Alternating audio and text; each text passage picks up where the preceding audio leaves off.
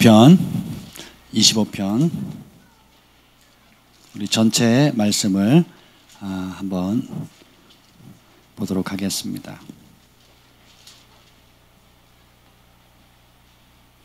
다 찾으셨습니까? 시편 25편 두 절씩 교독하도록 하겠습니다. 여호와여, 나의 영혼이 주를 우러러보나이다. 나의 하나님이여, 내가 주께 의지하였사오니 나를 부끄럽지 않게 하시고 나의 원수들이 나를 이겨 개가를 부르지 못하게 하소서. 주를 바라는 자들은 수치를 당하지 아니하려니와 까닭없이 속이는 자들은 수치를 당하리이다. 여호와여, 주의 도를 내게 보이시고 주의 길을 내게 가르치소서. 주의 진리로 나를 지도하시고 교훈하소서. 주는 내 구원의 하나님이시니 내가 종일 주를 기다리나이다. 주의 긍휼하심과 인자심이 영원부터 있었사오니 주의 이것들을 기억하옵소서. 여호와여, 내 젊은 시절의 죄와 허물을 기억하지 마시고 주의 인자심을 따라 주께서 나를 기억하시되 주의 선하심으로 하옵소서. 여호와는 선하시고 정직하시니 그러므로 그의 도로 죄인들을 교훈하시리로다. 온유한 자를 정의로 지도하시며 온유한 자에게 그의 도를 가르치시리로다. 여호와의 모든 길은 그의 언약과 증거를 지키는 자에게 인자와 진리로다. 여호와여, 나의 죄악이 크오니 주의 이름으로 말미암아 사하소서. 여호와를 경외하는 자 누구냐? 그가 택할 길을 그에게 가르치시리로다. 그의 영혼은 평안히 살고 그의 자손은 땅을 상속하리로다. 여호와의 친밀하심이 그를 경외하는 자들에게 있으며 그의 언약을 그들에게 보이시리로다. 내 눈이 항상 여호와를 바라보면 내 발을 그물에서 벗어나게 하실 것이미로다. 주여, 나는 외롭고 괴로우니 내게 돌이키사 나에게 은혜를 베푸소서. 내 마음에 근심이 많사오니 나를 고난에서 끌어내소서. 나의 곤고와 환난을 보시고 내 모든 죄를 사하소서. 내 원수를 보소서. 그들의 수가 많고 나를 심히 미워하나이다. 내 영혼을 지켜 나를 구원하소서. 내가 주께 피하오니 수치를 당하지 않게 하소서. 내가 주를 바라오니 성실과 정직으로 나를 보호하소서. 하나님이여, 이스라엘을 그 모든 환난에서 속량하소서. 아멘. 하나님 감사합니다. 이 시간에 성령님 초청합니다.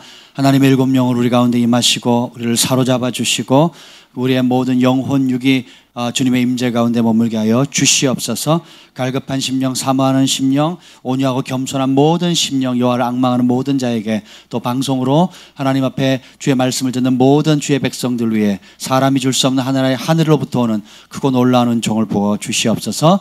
예수님의 이름으로 기도합니다. 아멘. 우리가 인생을 살다 보면 우리가 뜻하는 대로 모든 것이 되면 얼마나 좋겠습니까? 그죠? 근데 그렇게 되지 않죠? 예. 여러분이 마음에 품은 대로 일이 다 잘 되고, 또 여러분 마음 가운데 저 사람 안 됐으면 좋겠다 하는 대로 안 돼버리면 어떻게 되겠어요? 심각해지겠죠? 아마 우리 교회에 나만 할 사람이 많지 않을 겁니다. 예. 사람이 자기 보기에는 다 의로워 보여도 여호와께서는 그 중심을 보시고, 또 세상에 썩은 거 참 많잖아요. 썩은 음식들, 부패한 것들 많은데 만물보다 부패한 것이 사람의 마음이라고 그랬습니다. 예. 음식은 썩어지면 그 퇴비라도 되잖아요. 근데 사람의 마음이 부패해지면 그 사악함과 거기서 나오는 독들은 그 파괴력은 대단한 것입니다. 예. 그래서 우리가 인생을 살아가면서 내가 잘못해서 당하는 고통이 있고, 또 내 권위자가 잘못함으로 받는 고통이 있고요. 또 국가적으로 또 하나님 앞에 범죄함으로 받는 고통이 있고, 다양한 형태의 것들이 있습니다.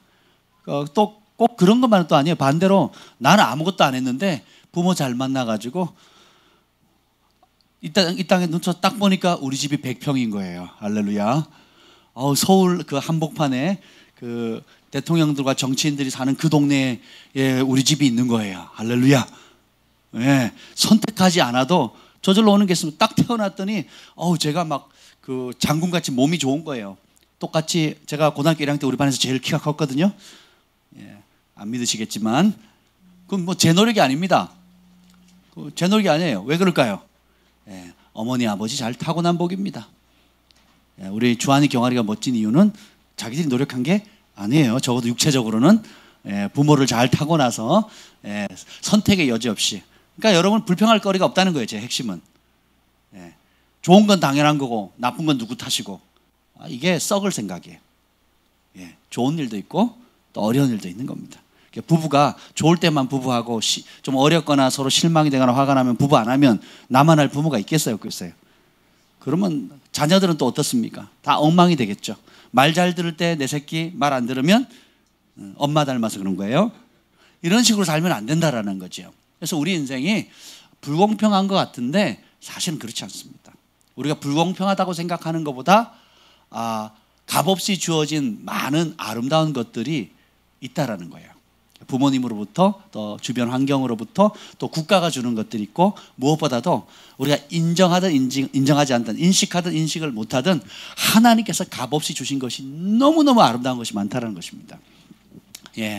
그것을 인식하시길 바랍니다. 근데 우리 인생이 때로 이럴 때가 있어요. 우리 16절 읽어봅시다. 16절 17절 한번 읽어봅시다. 18절까지요. 시작. 주여 나는 외롭고 괴로우니 내게 돌이키사 나에게 은혜를 베푸소서.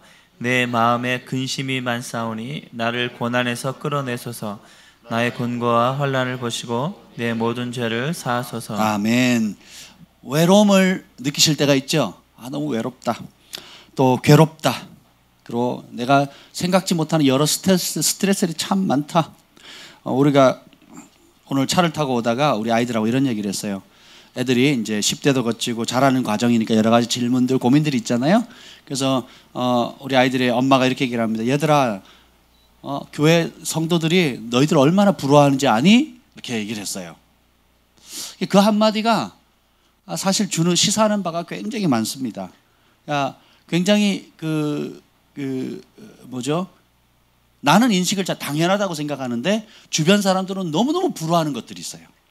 그렇지 않습니까, 여러분? 마음이 높아져서 인식을 못하는 거예요. 혹은 고생을 안 해봐서 그런 겁니다. 고생을 해보면 이게 행복한 거구나, 감사한 거구나라는 걸 알아요. 제가 기도를 하는데 외로움이 뭘까 이런 생각을 해봤어요. 외로움이 뭘까요, 여러분? 왜 외롭다고 생각할까요? 외로움은 자기 묵상의 결과, 자기 연민의 결과입니다. 그러니까 외로움은 자기를 바라보는 거예요. 근데 우리 안에 바라보면 우리의 연약함 보이시죠? 또 과거에 잘못한 행동에 대한 후회, 그리고 그 기회를 탁 잡았어야 되는데, 아니면 그때 잡지 말았어야 되는데 하는, 그러니까 자기 묵상, 자기 연민입니다.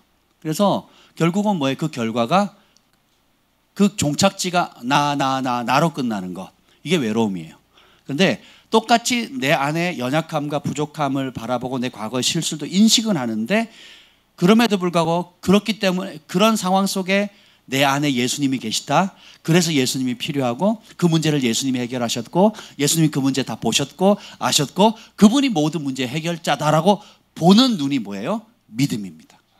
그 믿음이 하나님을 기쁘시게 하는 거예요. 똑같이 연약하고 똑같이 부족하고 똑같이 어려움을 느끼지만 결론이 달라요. 그래서 난 안 돼. 당연한 거죠. 난 안 돼요. 따라서 난 안 돼. 그래서 예수님이 필요한 겁니다. 그리고 그 부족함을 느끼는 게 은혜예요. 그리고 내가 죄인이라는 걸 깨닫는 게 모든 은혜의 출발점입니다. 그러니까 성경을 모를 때는 내가 고강빈 형제보다는 내가 의로워, 내가 TV에 나오는 저 인간보다는 나라면 저렇게 안 해 라는 상대적 의가 굉장히 강해요. 내가 누구보다는 착해, 내 동네에서 가장 칭찬받는 아이야. 제가 그랬거든요. 여러분 안 믿으시겠지만 저희 동네에서는 그 강원도 태백시 그 피내골, 그 피난골 동네에서 제일 착했던 사람이었습니다. 한때는. 아멘, 감사합니다. 복이 임할 겁니다. 그래서 교회 갔더니 회개하라 그러는데 그 말이 너무 힘든 거예요. 회개할 거리가 없는 거예요. 제가 뭘 봐서 회개할 거리가 있어요. 아멘. 그랬는데 말씀이 탁 붙으니까 잣대가 달라지는 거예요. 기준이 달라지는 겁니다. 제가 시골에서는 기타를 잘 쳤거든요. 신학교에 들어와서 기타 칠 사람 그러니까 아무도 손을 안 들어요. 우리 신학과에서 80명 있었는데 제가 나와서 쳤잖아요. 근데 제가 모르는 곡을 부르고 막 뭐 C 메이저 뭐 희한한 걸 하는 거예요. 그래서 아니 시골에서는 다 통했는데 서울에는 안 통하는 거예요.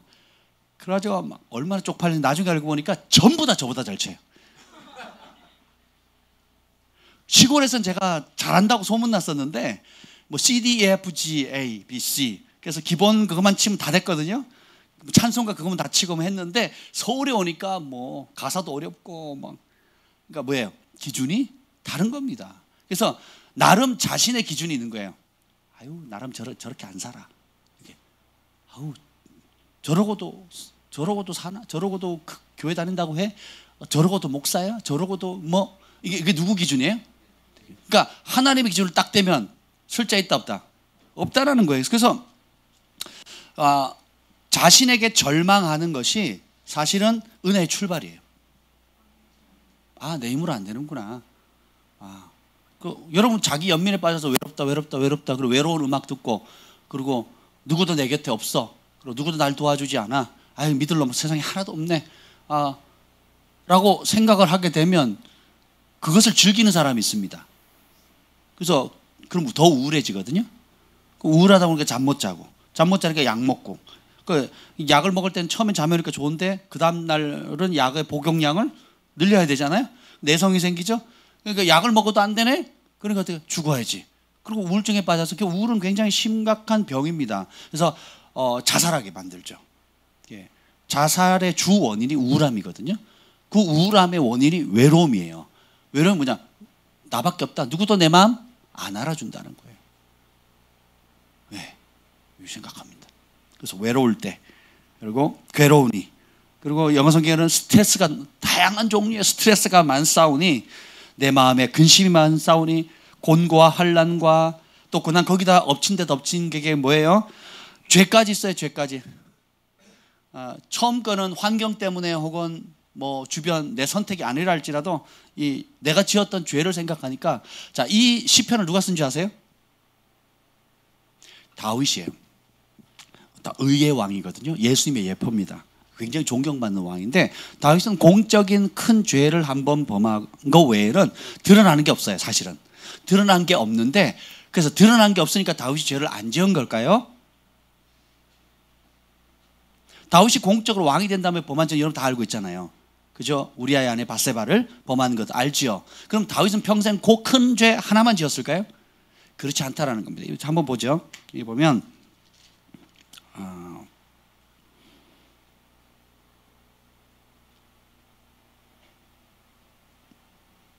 11절 보겠습니다. 11절 7절부터 읽겠습니다. 7절 한 절 읽겠습니다. 시작. 여호와여 내 젊은 시절의 죄와 허물을 기억하지 마시고 아멘. 젊은 날에 뭐 했다고요? 죄와 허물이 많았다라는 거예요. 그리고 11절 읽겠습니다. 11절 시작. 여호와여 나의 죄악이 크오니 주의 이름으로 말미암아 사하소서. 아멘. 의인은 죄가 없기 때문에 의인이 되는 게 의인이란 뜻이 아니에요. 성경적으로는 내가 상대적으로 죄를 덜 지었기 때문에 의인이 됐다라고 말하지 않습니다. 모든 사람이 죄인입니다. 끝. 예외 있다 없다. 로마서 3장 23절에 보면 모든 사람이 죄를 범하였으며 몇 사람이? 모든 사람이. 그러니까 상대적으로 조금 많아 보이고 적어 보일 뿐이지 모든 사람이 죄인이라는 겁니다. 그래서 끝난 거예요. 그럼 의인이 있다 없다? 의인은 없나니 하나도 없다. 그래서 모두가 하나님의 영광에 이를 수 있다 없다? 없다라는. 그래서 독생자 예수님을 보내신 거거든요. 근데 우리가 그걸 자꾸 깜깜하게 잊어버려요. 가끔씩 내가 성령 충만하면, 내가 좀 기도 좀 하면, 내가 좀 은사가 나타나면 내가 남들보다 의롭다라고 착각하고 살아요. 이 정도는 해야지, 이만큼은 기도해야지, 이만큼은 금식해야지, 이만큼은 교회 출석해야지, 이만큼은 헌금해야지, 이만큼은 봉사해야지 하면서 자기 기준으로 딱 세우는 겁니다. 이게 교만이 시작, 교만의 문을 열어주는 거거든요. 아니, 우린 죽는 날까지 하나님의 기준에 못 다다릅니다. 아멘. 그런데 보세요. 그럼 뭐가 의인이냐? 죄가 없어서가 아니라 자기의 실상을 깨닫는 게 은혜입니다. 그 실상이 뭐예요? 내가 예수님 없이는, 예수님의 십자가의 그 은혜가 없이는 죄 가운데 살다가 죄 가운데 죽어서 죄의 결과인 영원한 지옥의 심판을 받겠구나 라는 것을 인식하는 거예요. 근데 그 문제를 내 힘으로 해결할 수 있다 없다? 없다라는 것을 인정해 드리는 겁니다. 그러니까 이미 죽었잖아요. 그는 죽었어요. 그리고 이미 진노의 자식이고, 그리고 영원한 불의 심판을 받도록 결정되어져 있었어요. 누가 없었더라면, 예수님이 없었더라면. 그래서 예수님 외에 해답이 있다 없다? 없다라는 겁니다. 그래서 여러분 외롭고 힘들 때, 고통스럽고 스트레스 있을 때 어떻게 되느냐? 25장 1절 읽겠습니다. 1절 함께 읽겠습니다. 시작. 여호와여 나의 영혼이 주를 우러러 보나이다. 아멘. 세상에서 제일 우리 사람이 할 수 있는 최고의 축복이 바로 이건 것 같아요. 하나님을 바라볼 수 있다는 거. 올 한 해 이 뒤에 그림이 바뀌었는데요. 주제가 뭡니까? 예수님을 바라보자. 그래서 여러분의 영혼이 주님을 바라보고 계십니까? 근데 이 바라본다는 뜻이 아주 재밌더라고요. 제가 확대번역 성경으로 읽는데 굉장히 신선하게 와닿았어요. 확대번역 성경은 뭐라고 나왔냐면 나의 생명을 주님 앞에 가지고 옵니다라는 뜻이에요. 여러분이 주님을 바라보잖아요. 여러분 주님 찾잖아요. 그렇죠? 밥 먹을 때도 찾고, 어려울 때도 찾고, 그리고 갑자기 누가 깜짝 놀라면 주님 막, 안 그래요? 엄마야 보통 그러잖아요. 예수 믿는 사람은 주님 그러거든요. 하나님 아버지 막 이런단 말이에요. 여러분, 저는 주님을 바라본다는 게 그냥 목마른 사슴이 그냥 물을 갈망하듯이 그렇게 바라본다 이렇게만 생각을 했는데, 이 확대번역성이 되게 재밌게 번역해냈어요. 내 목숨 가장 소중한 것을 주님께 가져와서 드린다는 뜻이에요. 이게 주님을 우러러 보는 겁니다. 2절 볼까요? 2절 시작. 나의 하나님이여 내가 주께 의지하여 싸우니 나를 부끄럽지 않게 하시고 나의 원수들이 나를 이겨 개가를 부르지 못하게 하소서. 나의 하나님, 내가 주님을 의지합니다. 그러니까 우러러 바라본다는 게 뭐라고요? 내 생명, 내 목숨을 주님 앞에 갖다 드린다는 뜻이에요. 그리고 내가 주님을 의지한다는 말은 뭐냐면 그 확신을 주님 안에 둔다라는 거예요. 이게 무슨 뜻이냐면 여러분 자녀 문제가 딱 생겼는데 이 방법 저 방법 써봐도 안 되는 거예요. 그래서 어떻게 해요? 그 문제의 해답이 뭐다? 예수님을 바라보는 거고, 예수님이 하신 그 말씀 안에 해답이 있다는 확신을 갖는 거예요. 부부 사이에 문제가 있어요. 그래서 참아보기도 하고 뭐 부부 상담해주는 책도 읽어보기도 하고 뭐 이런저런 노하우들을 들어봤는데 되기도 하고 안 되기도 하는데 오래 가지 않는 거예요. 근본적인 해결이 안 되는 겁니다. 그래서 결국은 뭐예요? 이리저리 헤매다가 하나님의 말씀을 읽었는데 에베소 말씀 또 민수기 말씀 신명기 말씀 읽다 보니까 가정에서 남편은 머리고 아내는 돕는 자고, 그리고 남편 아내를 목숨 바쳐 사랑해야 되고 아내는 남편을 주님처럼 받들어 섬겨야 된다는 이 원리가 말도 안 되는 이걸 읽었는데 말이 돼요 안 돼요? 말이 안 되는 말이거든요. 예? 어떻게 사라가 아브라함을 주라고 부를 수 있었을까? 이런 요즘이 어떤 시대인데 하면서 말도 안 되는 얘기인데 해봤더니 어떻게 돼요? 가정에 천국이 많은 겁니다. 그래서 모든 문제 해법이 어떻게 해요? 말씀 안에 말씀이신 예수님 안에 있다는 확신을 갖는 것, 그리고 그렇게 말하고 그렇게 생각하고 그렇게 결단하고 그렇게 행동하는 게 뭐예요? 주님을 의지한다는 뜻입니다.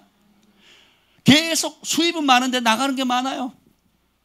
그리고 가끔 큰 돈 들어오는데 엉뚱한 데 사고 쳐가지고 메꾸거나 쓸데없는 취미생활 한다고 큰 돈 들여서 얼마 또 뭐예요? 금방 그 마음 식상해가지고. 제가 아는 목사님은요 모든 새 차가 나오면 타셔야 돼요.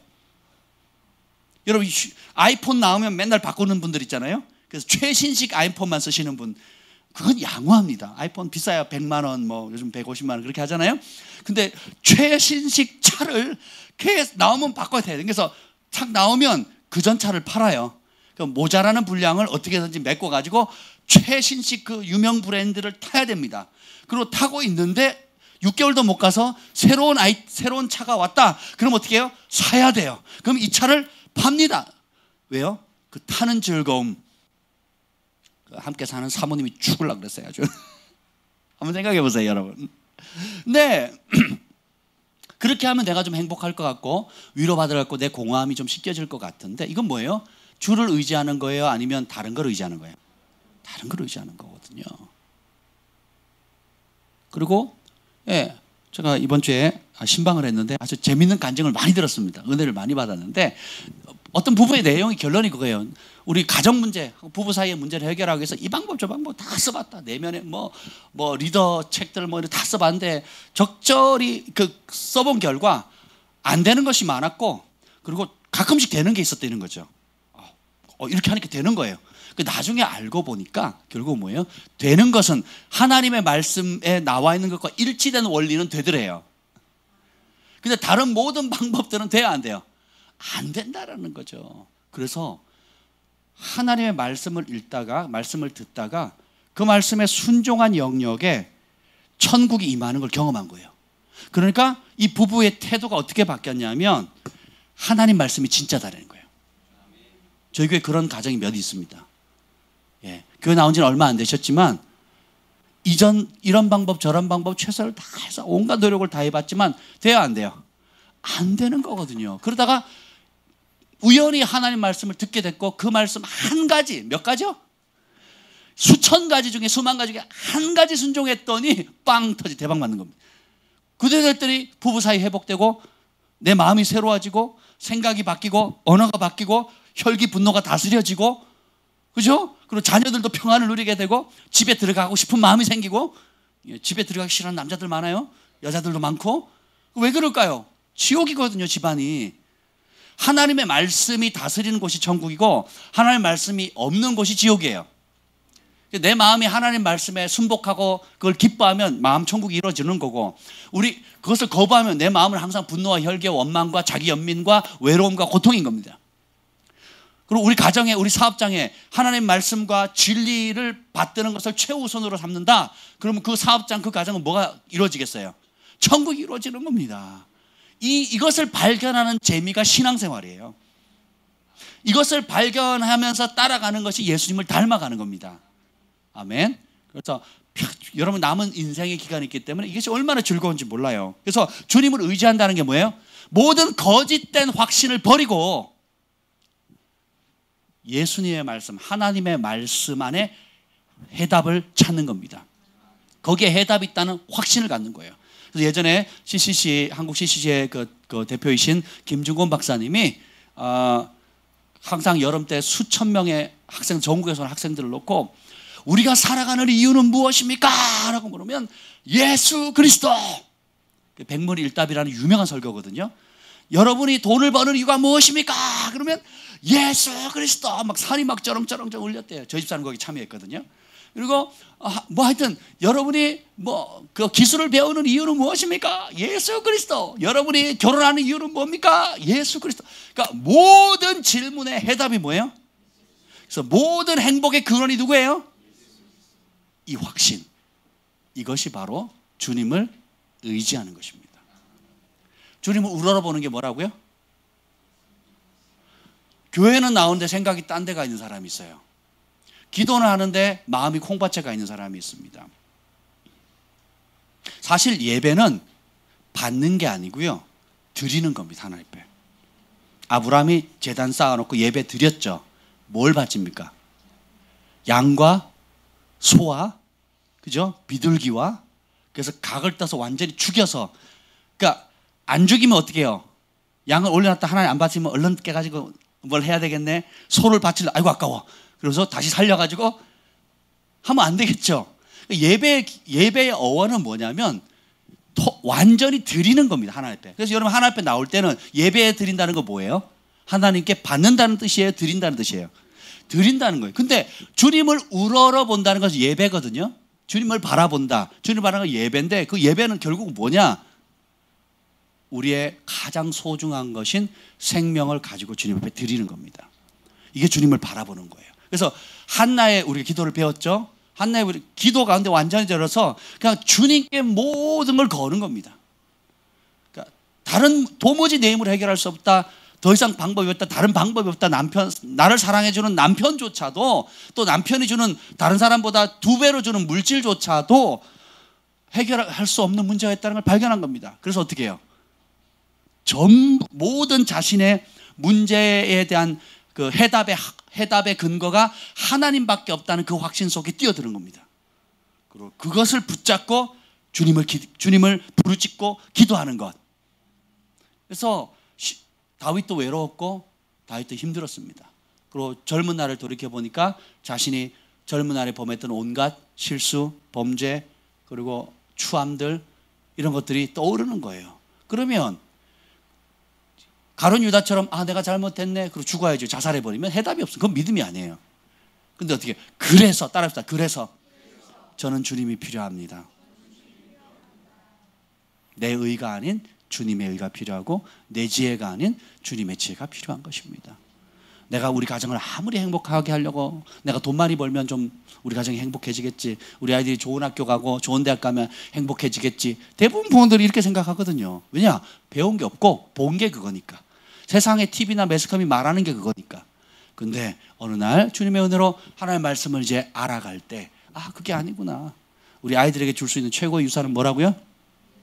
믿음입니다. 하나님을 경외하며 살아가는 법.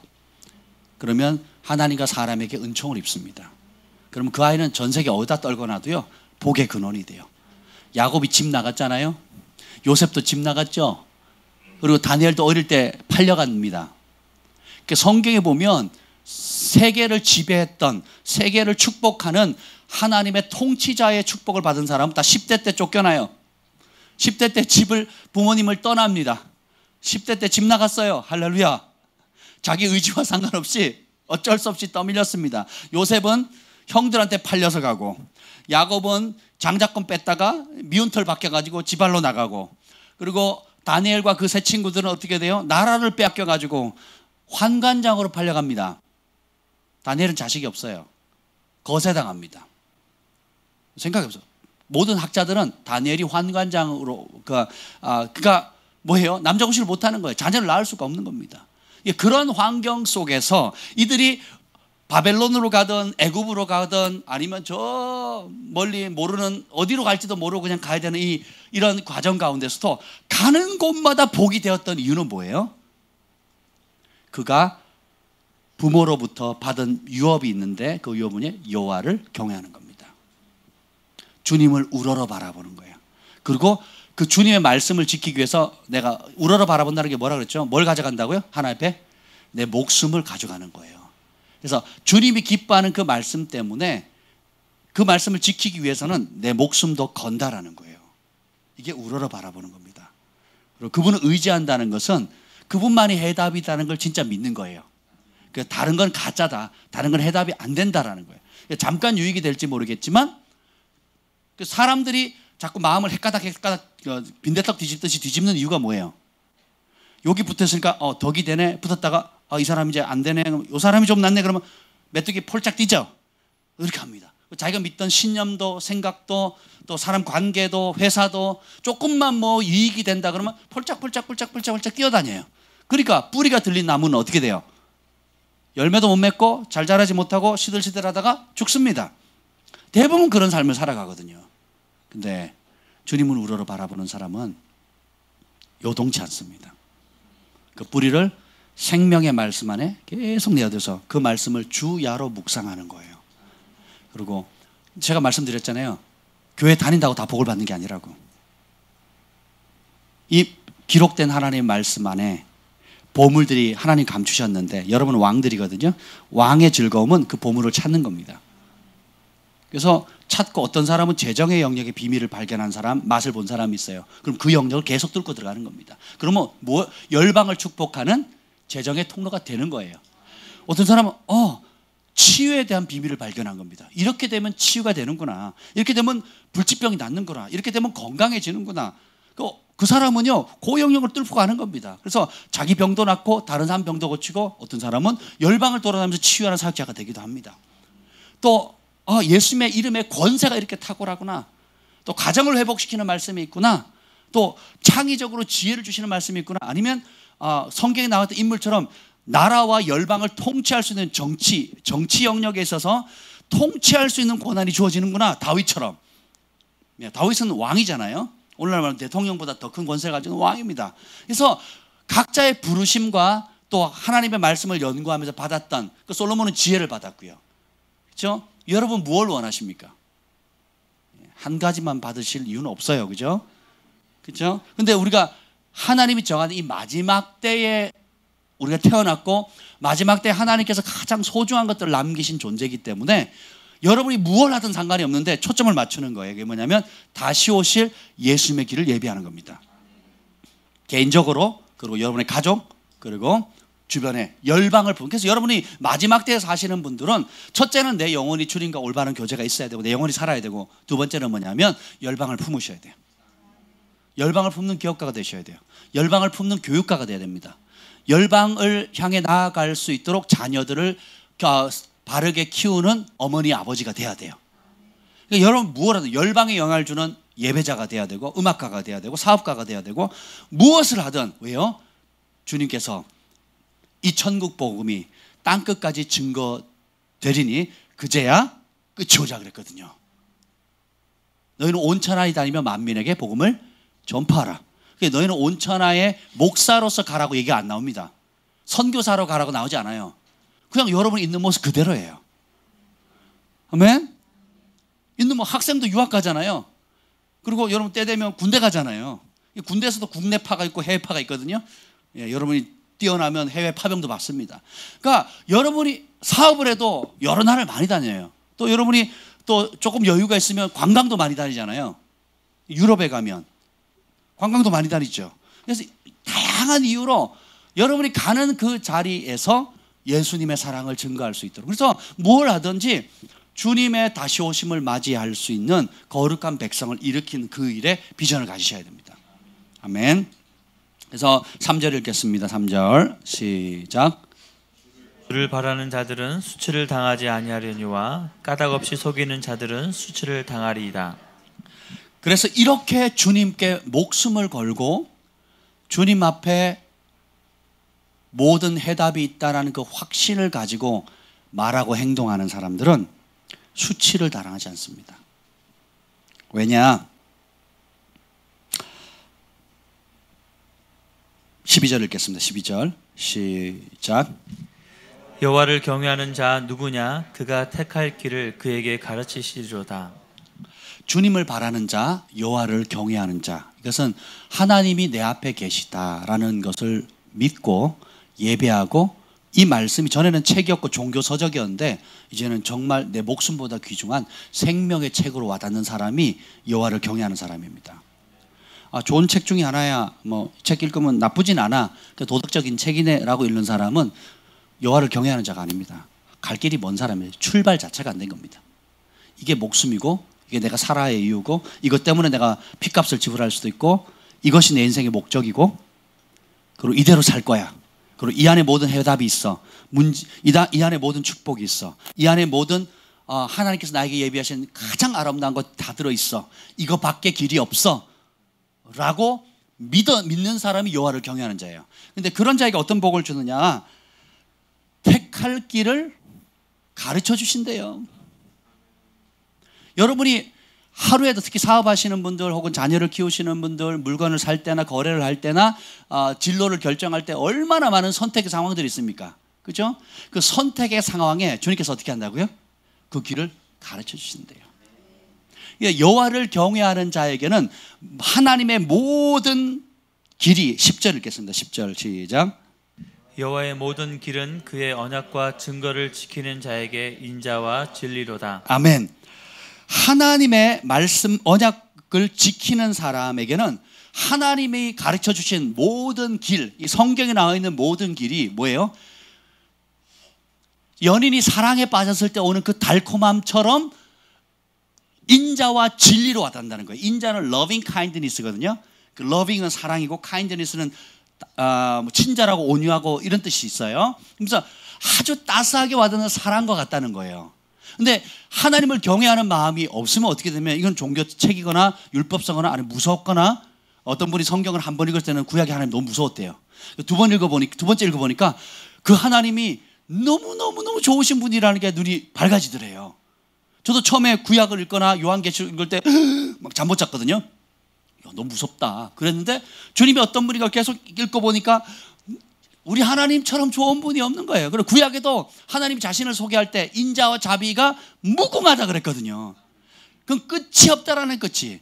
여러분 바닷물이 여러분이 제일 좋아하는 음료수라고 한번 생각해 보세요. 예. 아니 여러분이 제일 좋아하는 건강보조식품이라고 한번 생각해 보세요. 여러분 다 드실 수 있겠어요? 저 하늘보다 높고 저 바다보다 깊다. 주님의 사랑이 그렇거든요. 그러니까 하늘을 두루마리 삼고 바다를 먹물 싸가지고 우주에다가 하나님의 사랑을 기록하려고 해도 다 기록할 수 있다 없다? 없다라는 거예요. 그래서 하나님을 사랑하면 하나님이 가르쳐주는 모든 말씀과 법도가 꿀송이가보다 더 달게 느껴지는 거예요. 아멘. 근데 그 사랑하는 마음이 없고 내 생각, 내 고집, 내 패턴이 그대로 남아있으면 껄끄름한 거예요. 불편한 겁니다. 그리고 목사님이 진리의 말씀을 선포하거나 개인적으로 예언적으로 하나님 주신 말씀을 나눌 때에 싫은 거예요. 육의 속성과 내가 원하는 바와 다르거든. 내가 기대하는 거하고 다르거든요. 내가 해왔던 과거의 방식과 틀려요. 재정을 다루는 법, 그리고 부부간에 해야 될 태도, 그리고 내 안에 내면에 일어나는 것들, 또 나에게 잘못한 사람들에게 어떻게 하나님 말씀으로 용서하고 축복해야 되는지 내 육의 속성과는 똑같아요, 반대예요. 그래서 육신의 소욕은 성령의 소욕을 거스리고 성령의 소욕은 육신의 소욕을 거스리고 둘이 싸워가지고 DMZ가 있어요, 없어요?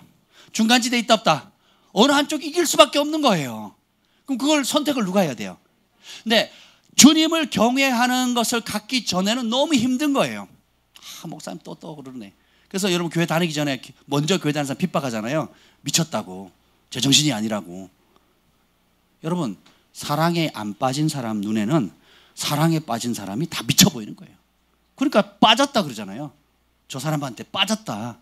사람이 불완전한 사람에게 사랑에 빠져도 헤어나지를 못해가지고 그냥 거기에 그냥 해롱해롱 하는데, 흠없고 점없고 사랑이 많으신 분이 아닌 사랑 그 자체, 사랑의 근원이신 하나님이 어떠한 분인지를 맛보게 되면 전부를 걸 수밖에 없는 거예요. 감사한 것이 저희 교회 안에 지금 이렇게 나중되었지만 먼저 되어져 가는 그 길을 가는 분들이 있습니다. 그분의 특징이 뭔지 아세요? 내가 깨닫고 보니까 지난 인생 30년 40년 헛살은 거예요. 근데 깨닫고 보니까 다른 해답, 내가 세상에서 찾아보고 내 힘으로, 내 혈기로, 내 분노로 막 온갖 것들 다 해봤는데 안 되더라. 그래서 근데 결국 돌고 돌아서 종착점에 왔는데 그게 뭐예요? 모든 백문일답, 예수 그리스도.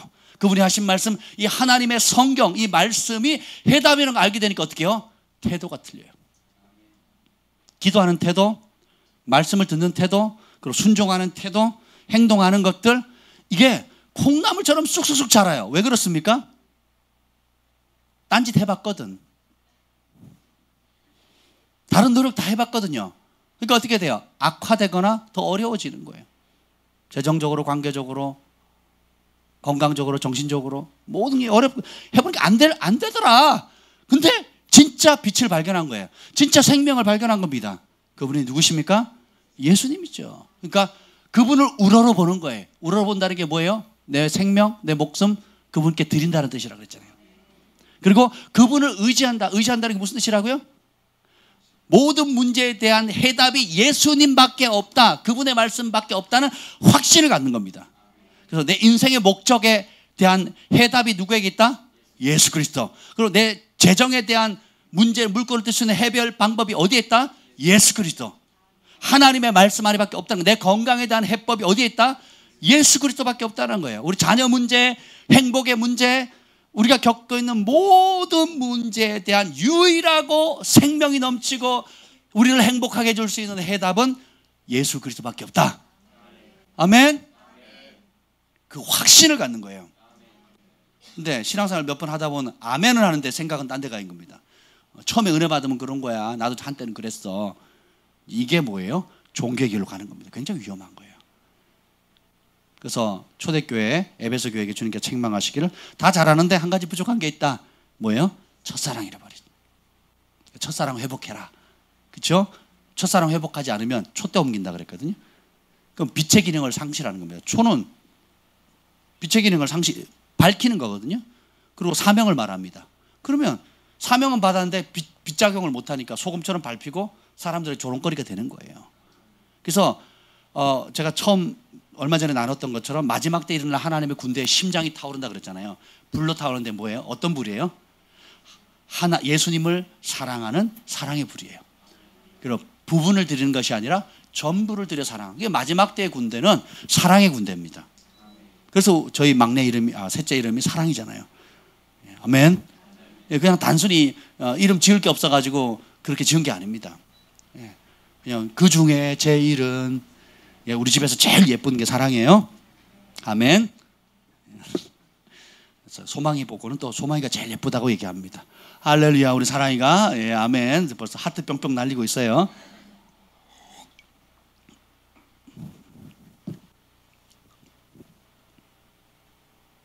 그런데 어떻게 해야 여호와를 경외할 수 있을까요? 그것이 이제 9절에 나옵니다. 한번 읽어봅시다. 9절 읽어보겠습니다. 9절 시작. 온유한 자를 정의로 지도하시며 온유한 자에게 그의 도를 가르치시리로다. 아멘. 우리 개역 개정에는 이게 온유한 자라고 번역되어 있는데요. 영어 성경에는 the humble이라고 번역되어 있습니다. 겸손한 자라고 나와요. 그럼 겸손이 뭐냐? 온유한 자에게 하나님의 정의를 가르치고 하나님의 도, 하나님의 길, 하나님의 말씀을 가르친다 그랬거든요. 그리고 선택할 때 그 길을 어떤 삶의 크고 작은 일을 선택할 때마다 그 길을 보여주시겠다 그랬거든요. 그럼 이 온유한 자라는 말은 겸손한 자라는 뜻인데 이 겸손한 자라는 뜻은 머리를 숙인다는 뜻이 아니에요. 그냥 단순히 겸손한 자는 뭐냐면 내 생각을 하나님의 말씀 앞에 복종시키는 자라는 뜻이에요. 혈기와 의지와 또 내 가지고 있는 굳은 신념을 가지고 인생을 살아오셨잖아요. 그래서 그것 때문에 이득 본 것도 있는데 손해 본 게 더 많죠. 아멘. 이득 본 것은 하나님 은총이고 때로나 나도 모르게 하나님 법을 따라 순종한 거예요.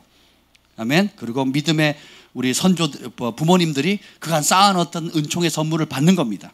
그렇죠? 근데 그 외 나머지 하나님 말씀을 벗어났던 내가 옳다고 생각하는 내 생각 고집들은 결국 뭐예요? 그걸 고집하는 게 뭐예요? 교만인 겁니다. 이걸 인식하는 게 겸손의 출발이에요. 그래서 상당히 교만한 사람 중에 굉장히 착한 사람이 많습니다. 교만한 사람 중에 법 없이 살 만한 그런 사람들이 의외로 많습니다. 그래서 착한 사람 전도하기 어렵다는 말이 나오잖아요. 그게 뭐냐면 착한데 자기의가 강한 거예요. 자기의가 강하다는 건 하나님 말씀에 복종이 가능해요? 불가능해요? 불가능해요. 하나님 말씀은 종교 서적이 되는 거고 누굴 믿고 사는 거예요? 내 마음을 믿고. 나만큼만 살아. 아이고 저기 아무개 교회 목사 나만큼만 살아봐. 나만큼만 정직해봐. 나만큼만 누구 좀 도와봐. 나만큼만 내 가족들 돌봐봐. 그게 모든 기준이 뭐예요? 나인 거예요. 이게 굉장히 위험한 이게 교만입니다. 제가 유튜브에 교만 시리즈를 1, 2, 3, 4 해놓은 게 있거든요. 꼭 보십시오. 여러분 굉장히 도움이 많이 될 겁니다. 저건 누구한테 들은 설교가 아니에요. 누구한테 배운 것도 아닙니다. 하나님 말씀을 읽고 연구하다 보니까 주님 알려주신 거예요. 그래서 제가 한 번 하려고 했던 게 1, 2, 3, 4라고 그냥 시리즈로 그냥 가버리게 된 겁니다. 그래서 여기 다 들으신 분도 계시는데 여러분 반복해서 한번 들어보십시오. 굉장히 도움이 될 겁니다. 근데 보세요. 그래서 겸손이라는 것은 그냥 단순히 머리를 숙이고 그냥 겸손한 척 한다고 하는 게 아니라 겸손한 사람이 어떻게 보면 외모적으로 볼 때는 도도해 볼 때가 있습니다. 도도해 볼 때가 있어요. 왜 그런 줄 아세요? 다른 사람 다 하는데 그 사람 안 해요. 왜요? 하나님 말씀이 하지 말라 그러니까. 다른 사람 다 안 하는데 그 사람만 해요. 왜요? 하나님 말씀이 하라니까. 그러니까 보면 가끔은 이 분위기 파악을 못 하는 거예요. 이거 되세요? 제가 군대에서 제가 수색대에 있었는데 워낙 사고가 많고 사람 죽어나가니까 아무리 주의를 해도 구타나 불의의 사고나 훈련이 너무 세니까 이게 오발로 총 맞아 죽는 사람, 발에 한번 차였는데 즉사하는 사람 아침마다 그 사고사를 듣거든요. 군대 갔다 오신 분들 알 겁니다. 그러니까 그 부대장들이 굉장히 불안해합니다. 그 군인들이요 나라를 지키고 막 특수부대에 있는 특공대 이런 분들 지휘관들이 얼마나 바늘방석에 불안해하는지 몰라요. 아이러니죠. 공수교육도 받고 막 특공무술 시범도 보고 이런 분들인데 되게 불안해합니다. 그 선임하사들 거기에 있는 인사계들 굉장히 영향이 군생활 오래 하신 분들이요 굉장히 불안해합니다. 자기 그 밥줄이 달려 있으니까. 그래서 훈련 뛰기 전에 뭐예요? 고사 지냅니다. 저희 부대장님이 전에도 크리스찬이었고 제가 있을 때도 크리스찬이고 다 부대장님들이 크리스찬들이 많습니다. 그러면 크리스찬이에요. 크리스찬이면 고사를 지낼까요? 안 지낼까요? 잘 지내요. 적어도 군대는. 그래서 환경이 되면 전 부대원들 500명 놓고, 우린 독립 대대였으니까 500명 정도 되는 사람이 그 전체 사열을 해가지고 쫙 쓴 다음에 거기다가 이제 커다란 돼지를 잡아가지고, 웃는 돼지여야 돼요. 복이 들어와요. 웃는 돼지가 더 비싸대요. 거기다 코에다 꽂고 귀에다가 돈을 꽂고 10,000원짜리, 1,000원짜리, 10만원짜리 꽂습니다. 그리고 단체로 절을 합니다. 그때 제가 2병이나 1병이나 그랬거든요. 아주 쫄다고 했죠. 쫄다고. 거의 부대 전체 막내였어요. 근데 아니 이 쓸데없는 짓을 왜 하나, 분노가 일어나는 거예요. 그 동시에 나 절 안 하면 나 오늘 초상집 있다, 난 초상 났다, 이렇게 생각을 한 거죠. 그래서 나는 차라리 두들겨 맞겠다. 차라리 내가 이 일로, 내가 그때 다니엘 새 친구 마음이, 나는 다니엘 새 친구는 용광로불 속에다 들어가는데 거기에 비하면 아무것도 아니잖아요. 서 있었어요. 근데 제 눈에는 그 500명 중에 서 있는 사람이 안 보였습니다. 저희 중대만 해도 자칭 크리스천이라고 자기 종교를 쓴 사람이 60%가 넘었거든요. 근데 현실에 딱 부딪혔을 때는 어떻게 돼요?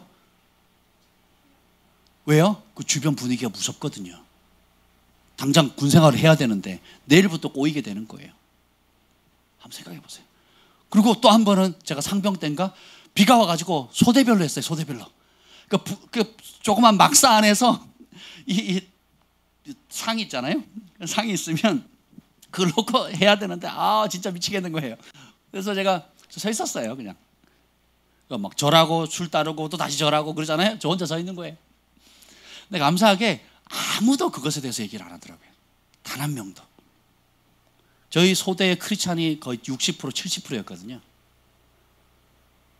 30명 중에 60%면 얼마예요? 한 15명 이상이죠. 절반은 한 17, 다 크리스찬이었거든. 자기들은 기독교라고 자타가 공인하는 그런 얘기를 하고 교회도 가는 분들인데 그냥 하는 거예요. 그러니까 이게, 그러면 저만 그러니까 일반 사람들 보면 저는 교만한 사람이고 분위기 파악 못하는 사람이 있죠. 근데 어떻게 해요? 그렇게 하는 겁니다. 모르드게가 그랬고요. 다니엘의 새 친구가 그랬습니다. 이해가 되세요?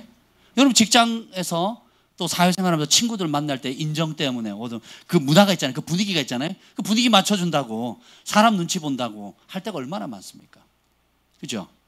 예, 그러면 하나님 보시기에 그냥 분위기 따라가면 그 사람이 교만한 거예요. 왜요? 하나님의 법보다 내 생각이나 주변 분위기가 더 세다, 더 중요하다라고 믿는 겁니다. 머리로는 배웠는데 행동은 어떻게 해요? 하나님 말씀을 거역하는 사람이 교만한 사람이에요. 그런데 그런 말씀을 들었을 때 내가 손해볼지라도 대가를 지불할지라도 버티는 것, 주님이 기뻐하는 길을 선택하는 사람, 이 사람이 겸손한 사람이에요. 그런 사람에게 주는 은총의 선물들이 있습니다. 오늘 이거 잠깐 나누고 마칠 건데요. 보면 다시 12절 읽겠습니다. 12절. 아니요, 9절 읽읍시다. 9절 시작. 온유한 자를 정의로 지도하시며 온유한 자에게 그의 도를 가르치시리로다. 들을 귀가 있는 자에게 하나님 말씀을 가르쳐 주신다는 거예요. 그러면 하나님 말씀 가르친다는 거면 교회 성경 공부에서 창세기, 출애굽기, 레위기, 민수기, 신명기, 여호수아, 사사기, 룻기에서 정보를 외운다는 뜻이 아니에요. 여러분 인생 자체를 행복하게 할 수 있는 생명을 주고 능력을 주고 변화를 주고 승진을 주고 회복을 주고 통치권을 줄 수 있는 하나님의 실질적인 그 생명의 길들을 가르쳐 주신다는 거예요. 똑같이 교회 다니는데 어떤 사람은 유복하고 어떤 사람은 가난하게 삽니다. 똑같이 교회 다니는데 어떤 사람은 항상 행복하고 어떤 사람은 항상 우울한 사람이 있어요. 왜 그럴까요? 똑같이 교회 다니는데 어떤 사람은 건강하고 어떤 사람은 굉장히 고통을 당합니다. 왜 그럴까요? 하나님의 생명의 도를 하나님께서 가르쳐 주시는데 누가 받는다고요? 겸손한 사람만이 그걸 누릴 수 있는 겁니다. 겸손한 사람은 자기 생각 내려놓고 자기 생각을 하나님의 말씀에 복종시켜서 행동으로 옮기는 사람입니다. 그래서 다윗이 외롭고 힘들고 공부할 때에 4절 부르셨습니다. 우리는 누가 나 좀 알아줘, 누가 내 마음 안 알아주나, 이렇게 문제를 해답을 찾으려고 하는데 하나님 말씀은 뭡니까? 다윗은 어떻게 합니까? 4절 읽겠습니다. 시작. 여호와여 주의 도를 내게 보이시고 주의 길을 내게 가르치소서. 5절. 주의 진리로 나를 지도하시고 교훈하소서. 주는 내 구원의 하나님이시니 내가 종일 주를 기다리나이다. 아멘. 주님을 종일 기다린 이유가 뭐예요? 주님의 뜻이 무엇입니까? 주님의 생명이 무엇입니까? 주님이 이 문제에 대한 주님의 해답이 무엇입니까? 이 문제에 대한 주님의 말씀의 길은 무엇입니까? 라고 종일 기다리는 거예요. 우린 거꾸로 하죠. 내가 이 문제가 있으니까 이걸 해결해 주세요 하고 떼쓰고, 안 되면 금식 가고, 아니면 막 목사님 기도를 받고 안수를 받고, 그래도 안 되면 다른 교회 찾아가지고 신령하다고 하는 사람들 예언이라도 한번 받아야지 속이 풀리는, 꼭 청개구리예요. 청개구리, 영적 청개구리. 근데 다윗이 외롭고 힘들고 스트레스 받고 자기 죄를 깨달았을 때 어떻게 합니까? 주님의 도를 알려주세요. 주님의 길을 가르쳐주세요. 주님의 생명을 보여주세요. 여러분이 자녀를 쥐고 있으면 그 자녀 쥐면 쥐수록요, 애들은 튕겨 나갑니다. 근데 어떻게 해요? 이 아이를 향한 주님의 부르심이 무엇입니까? 주님의 계획이 무엇입니까? 그 주님의 계획을 제가 받들어 드리겠습니다. 주님의 계획을 이루어 드리는 엄마 아빠가 되고 싶습니다. 이게 정상이에요. 근데 우리 대부분 어머니 아버지는 뭐래요? 내가 공부 못했던 서울은 풀어야 되니까 이 학교 갔으면 좋겠고, 내가 해보니까 여기 돈이 잘 벌어지니까 이 사업 했으면 좋겠고, 또 요즘 대세가 이거니까 그 길로 한번 갔으면 좋겠고, 근데 이 아이는 이걸 하고 싶은데 그거는 돈도 못 벌고 아유 철부지 같아요. 안 되는 거예요. 근데 이 아이는 이걸 너무 행복해 하거든요. 그게 관심이 없어요. 그죠? 예. 오로지 돈 되느냐 안 되느냐, 시집 장가 잘 갈 수 있느냐 없느냐, 그죠? 남은 노후 편하게 할 수 있느냐 없느냐, 그것만 생각하는 거거든요. 그 아이를 향한 하나님의 뜻을 묻지 않는 겁니다. 그리고 때만 쓰는 거예요. 그리고 작정기도 합니다. 그래서 불교나 천주교나 기독교나 그 뭐예요? 저기 입시되면 학교 앞에 와서 오기 전에 땅 밟기 하고 문 앞에서 기도하고 할렐루야. 그리고 모든 교회는 40일 작정 기도합니다. 100일 기도하는 교회도 있고요. 그게 나쁘진 않습니다. 나쁘진 않은데 영적으로 젖먹인 거죠. 젖먹이. 다고 하는 겁니다. 그렇게 해서 원하는 대학 갔고, 그렇게 해서 남들 부르는 대학 갔는데 유명한 그 연봉을 굉장히 많이 받는 해외 기업에 진출해가지고 떵떵거리면서 잘 살아요. 근데 어떤 분이 상담을 왔는데 큰 교회 중직입니다. 찾아오셨는데 뭐라 그런 줄 아세요? 그 아이가 부모를 안 만난대요. 그리고 가끔 연락 온대요. 돈 떨어지면 돈 달라고. 부자지간의 관계가 꺼져. 왜 그러냐? 중3 때는 고등학교 가야 되니까 교회 가지 마라. 나 교회 갈 거예요. 교회 가지 마라. 왜? 시험 봐야 되니까. 좋은 고등학교 가야 되니까 교회 가지 마라. 수련회 갈게요. 아이가 하나님을 만나고자 삼은 수련회 가라 그랬더니 무슨 수련회라고 지금 학원 가야지. 아멘. 학원 가야 되죠? 예, 가야죠. 근데 고3 때는 고3이라고. 그러면서 뭐라 그러냐면 아이에게 교회는 아이들 눈에는 부모가 뭘로 보냐면 종교인으로 보이는 거예요. 교회 다니는 종교인인 거예요. 정작 내가 하나님을 만나고자 할 때 방해하고, 그리고 어떤 문제가 땅 터질 때 선택을 해야 돼. 하나님의 진리를 선택할 거냐, 아니면 내 발등에 놓여 있는 문제를 편안하게 해결할 수 있는 길을 선택할 거냐 할 때 부모가 뭘 가르친 거예요? 보이지 않는 하나님은 네가 중3 끝나면 믿어. 고3 끝나면 믿어. 대학 붙으면 믿어. 취직한 다음에 믿어. 집 산 다음에 믿어. 해가지고 어떻게 해요? 하나님 계속 떠밀려 가는 거예요. 그러니까 어떻게 해요? 아이가 성인이 됐을 때는 부모에게 어떤 믿음의 유혹을 받습니까? 보이지 않는 하나님은 항상 2번, 3번이고 1번은 뭐예요? 그 하나님은 내가 필요한 것들에게 도움이 될 때만 찾고, 그렇지 않을 때는 누굴 선택해야 돼요? 내 욕심을 선택하도록 부모가 가르치는 겁니다. 그러니까 그 아이가 부모가 잘 돼도 여호와를 경외하지 못하고, 여호와를 경외하지 않으면 부모를 경외하기 어렵습니다. 그리고 못 되면 또 탓을 누구에게 해요? 부모 탓하는 겁니다. 안 되는 거예요. 그래서 다윗이 지금 외롭고 힘들고 고통스러울 때 자기 연민에 빠지는 게 아니고 어떻게 한다고요? 주의 도를 가르쳐 주셔서. 많은 그리스도인들이 착한 의도를 가지고 있는데, 의도도 순수하고 열정도 있는데 하나님의 법을 모르고 자기가 옳다고 생각하는 자기 나름대로 선한, 이러면 하나님이 기뻐할 거야, 이게 하나님의 계획일 거야, 이게 하나님의 사업일 거야 라고 자기가 생각하는 것으로 가는 사람이 있어요. 그거는 의도는 좋지만 미련한 길입니다. 그래서 우리가 다윗처럼 주의 길을 내게 보이소서. 이게 뭐라고요? 겸손한 자라는 거예요. 그럼 주님이 보여주시는데 12절 다시 읽겠습니다. 12절 시작. 여호와를 경외하는 자 누구냐? 그가 택할 길을 그에게 가르치시리로다. 여러분 택할 일 많죠? 선택해야 될 일 많죠? 근데 하나님께서 가르쳐 주신데 뭘 선택해야 될지. 할렐루야. 그래서 저희 어머니가 이제 제가 지난주에 어머니 찾아뵀거든요. 부모님 찾아뵌 좋은 시간 가지고 뭐 예배도 드리고 또 바닷가에 가서 이렇게 바닷바람도 쐬고 이렇게 왔는데요. 저희 어머니가 그러시더라고요. 저희 아버지가 한참 알코올 중독 때문에 막 진짜 정말 힘들 때가 있었어요. 울산에 갔을 때 굉장히 어려웠습니다. 저도 힘들고 어머니도 거의 정말 제가 인간적으로 이혼하십시오 할 정도로 막 극한 상황이었어요. 그래서 가는 곳마다 그냥 막 아무튼 강원도 살 때도 동네를 30cm 떴다 가라앉히셨거든요. 울산 가서도 그러시는 거예요. 동네 전체를 떴다 갈았다 하시는 거예요. 그러니까 막 그러고 막 그 모든 탓을 어머니에게 돌리고 자식 탓, 뭐 부모 탓 막 그러고 있는 겁니다. 근데 어머니가 그때 그 교회를 가서 매일 새벽 기도를 드렸어요. 매일 새벽 기도를 드리는데 나는 기도는 잘 못하는데 그냥 앉아 있는다 그러면서 새벽 예배를 안 빠지고 드린 겁니다. 새벽 예배 가서 뭐 방언을 하시는 것도 아니고 뭐 우리처럼 기도를 큰 소리를 하시는 분이 아니라 조용히 기도하시는 분인데 하나님의 음성이 들리더래요. 내가 집을 줄 텐데 집을 사라. 그러더래요. 그게 너무 확실히 들리더래요. 집을 사라. 그때 저희 집이 없었거든요. 저희 부모님 집이 없었어요. 그래서 집을 사라 그런 거예요. 전세 살고 있었는데 하나님 돈이 없어요. 근데 주님이 집을 사라 그러시더래요. 돈 없다니까요. 그럼 하나님 대답이 없어요. 그 얘기를 그 같은 교회 성도들에게 얘기를 합니다. 내가 오늘 아침에 처음으로 하나님의 음성을 들었어요. 내 마음에 하나님이 집을 사라 그러는데 나 집이 없어요. 그랬더니 그 옆에 있던 집사님은 어머 잘됐다.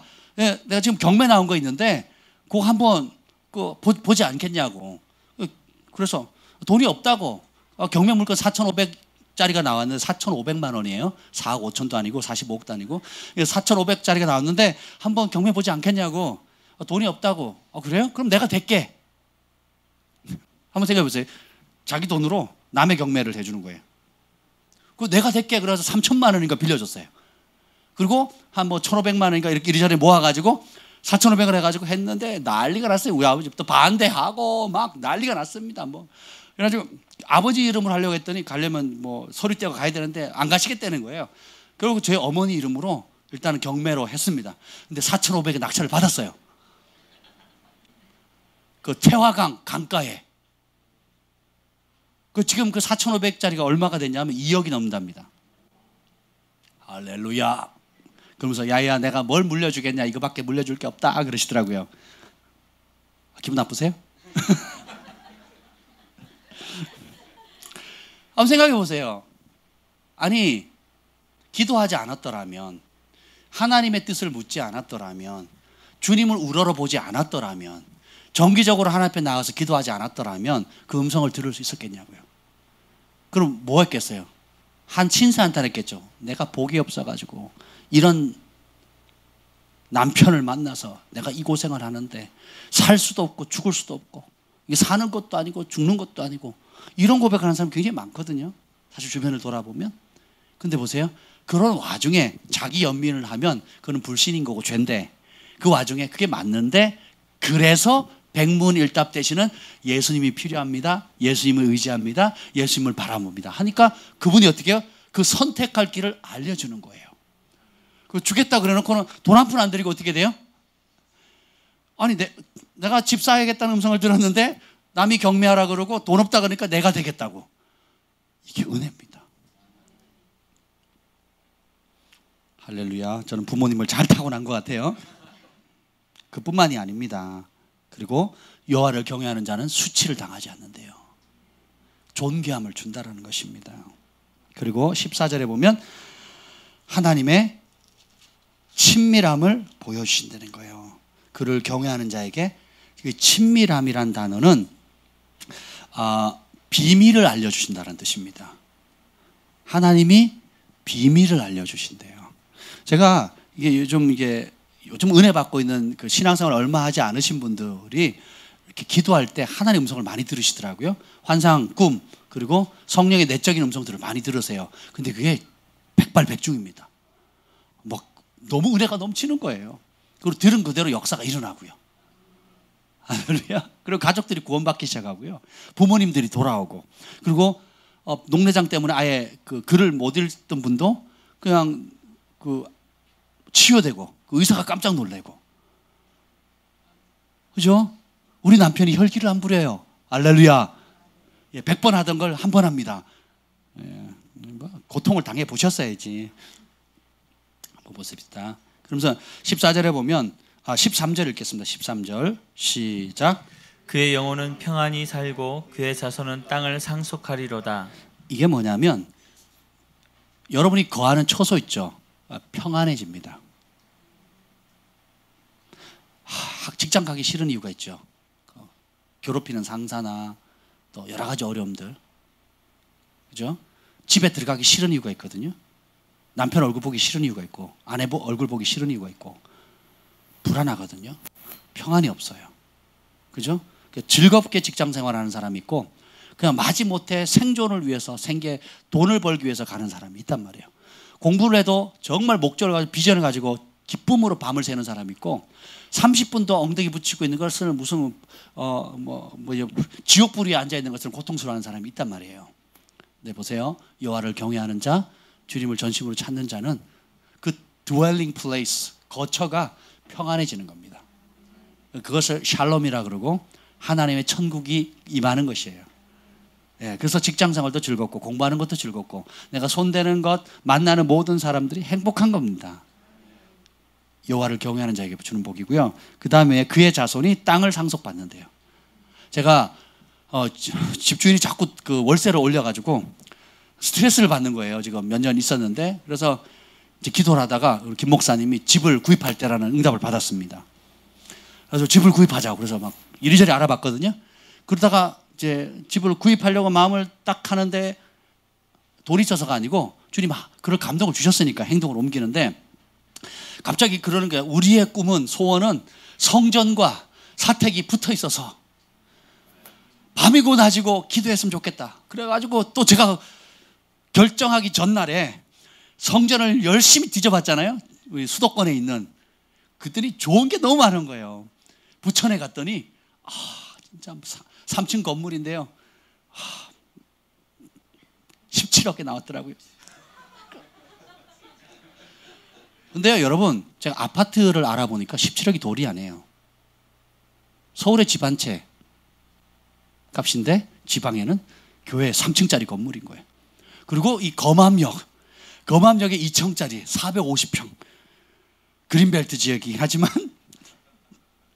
또 안 되겠다 해서 또 이제 저희를 알아봐 주시는 분이 집사님이시거든요. 그래서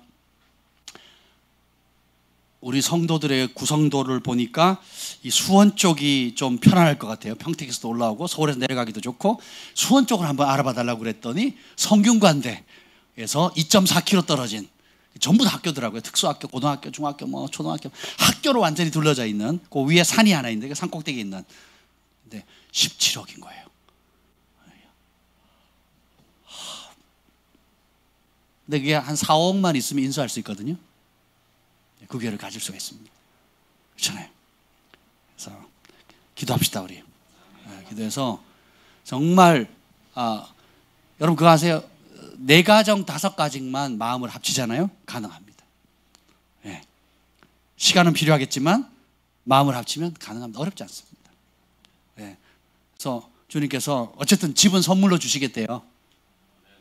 저는 교회를 먼저 하겠다고 계속 저희 부부는 고집을 했는데, 성령께서 저는 어떻게든 교회를 같이 하려고 해봤더니 타이밍이 아니래요. 준비가 안 됐대요. 그래가지고 집을 선물로 주시겠다. 그래서 지금 집을 알아보고 있습니다. 아멘. 돈이 있냐고는 묻지 마세요. 가슴 아픈 이야기니까. 근데 순종하는 겁니다. 지금이 타이밍이래요. 그래서 저희가 항상 부산에 내려갈 때 집을, 서울에 방배동에 집을 얻을 때도 제로였거든요. 집을 얻었습니다. 부산에 내려갈 때도 빈털터리로, 거의 빈털터리로 내려갔거든요. 근데 더 큰 집을 얻었거든요. 서울에 올라올 때 또 지금 김포에 있는 집을 얻었습니다. 근데 한 번도 뭘 가지고 시작해 본 적은 없어요. 예, 그냥 주님이 이 일을 기뻐한다. 아까 얘기했죠. 여호와를 경외하는 자에게 뭐야? 그가 택할 길을 알려주신다 그랬잖아요. 그걸 믿는 겁니다.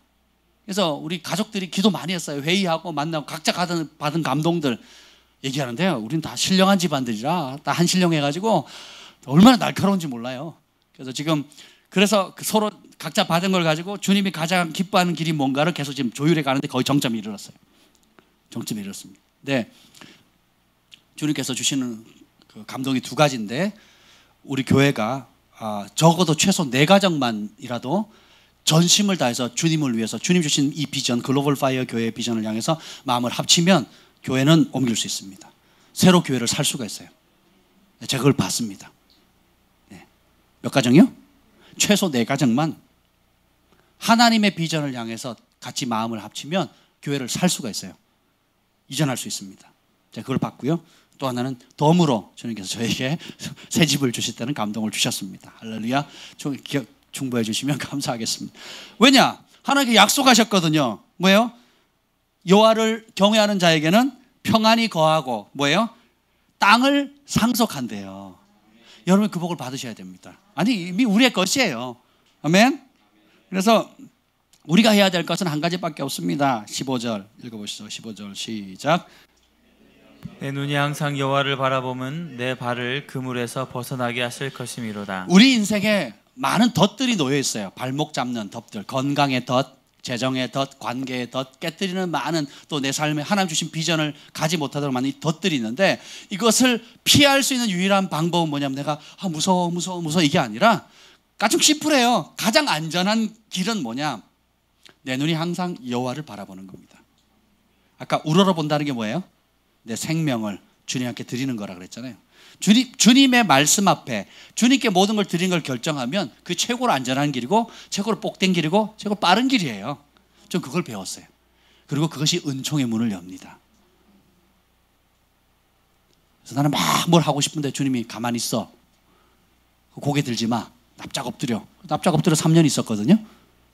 3년 있었는데 그 3년 엎드리고 주님의 얼굴을 구했는데 엄청난 은총의 문이 열리는 걸 경험했거든요.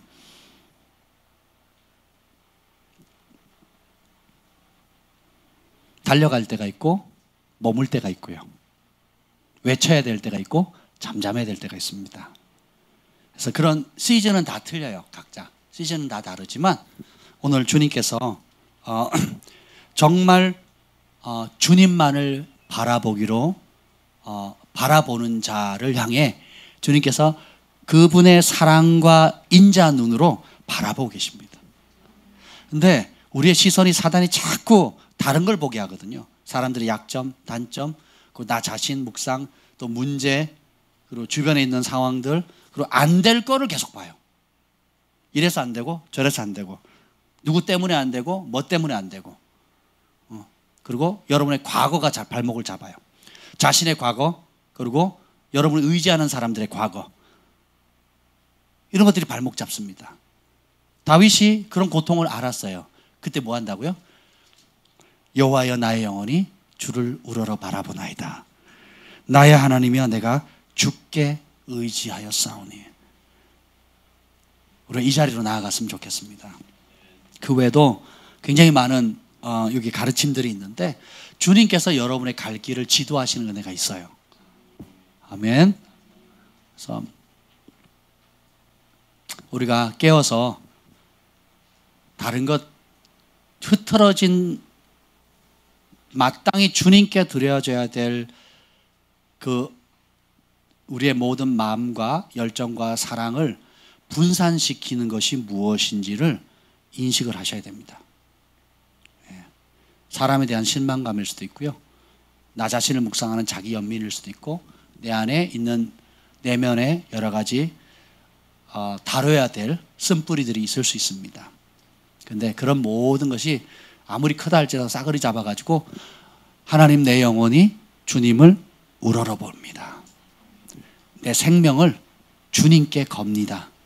아브라함이 이삭을 그 번제단 위에 자신이 가장 소중히 여기는 그것을 올려드린 것처럼, 하나님 내 삶 전체, 내 생명, 이 목숨을 주님께 올려드립니다.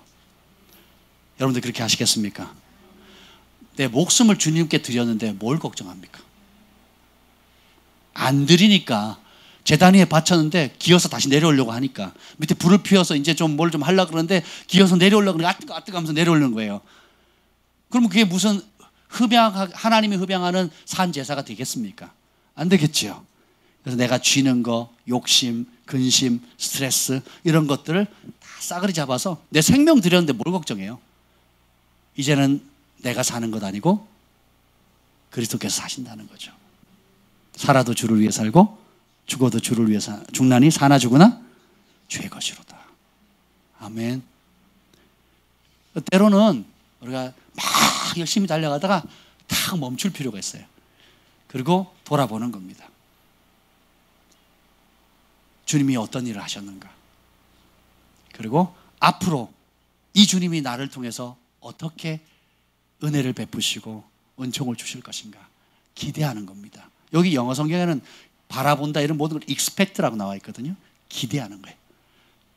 주님이 내 기도에 응답하실 것을 기대하고, 주님이 내게 은혜 주셔서 내 방법, 내 욕심, 내 길이 아니라 주의 도, 주의 길을 보여주실 때 내가 그것을 잡고 그 말씀 안에 있는 복을 누릴 것을 기대하는 거예요. 주님을 바라봅시다. 오늘 한 해의 주제처럼 예수님을 바라봅시다. 내가 온종일 주님을 바라나이다. 여호와여 내 눈이 항상 여호와를 바라봅니다. 우리가 여러분이 가장 힘들어하는 문제에서 시선을 떼고 주님을 바라봅시다. 오늘 이 밤에 우리 함께 우리 어린이들 나와주시고 또 우리가 함께 좀 불을 꺼주시는데 주의 이름을 우리 간절히 한번 부르짖고 기도할 때 여호와 따라합시다. 여호와여 내 영혼이 주를 우러러 보나이다.